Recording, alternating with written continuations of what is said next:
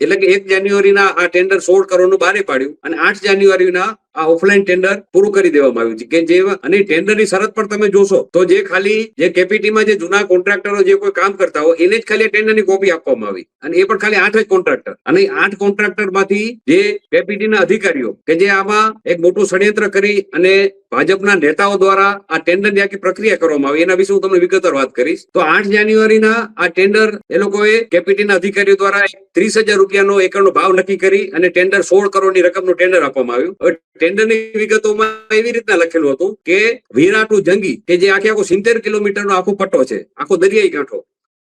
વીરા two જંગી village, એમાં encroachment હટાવવા માટે 5,000 એકરનું એન્ક્રોચમેન્ટ હટાવવા માટેનું ટેન્ડર. આ ટેન્ડરનું ત્યાં હેડલાઈન એના ઉપર લખેલું હતું અને 16 કરોડની રકમનું ટેન્ડર એટલે કે 15 કરોડ રૂપિયા 30,000 રૂપિયા લખેલું હતું અને એના ઉપર કઈક 1.5 કરોડ જેવી જીએસટી કે 100 કોલ અમાઉન્ટ હશે એટલે એમ કરીને 16 કરોડ અને 35 લાખની રકમનું એક આ ટેન્ડર બહાર પાડવામાં આવ્યું. હવે 9 તારીખના ટેન્ડરની પ્રક્રિયા પૂરી થઈ અને 24 તારીખના સીધા એ જે ટેન્ડરની પ્રક્રિયા હતી એના ભાગરૂપે ત્યાં આગળ બુલડોઝર અમારા નાના અગરિયાઓના કારખાનાઓમાં ચાલુ કરી દેવામાં આવ્યા.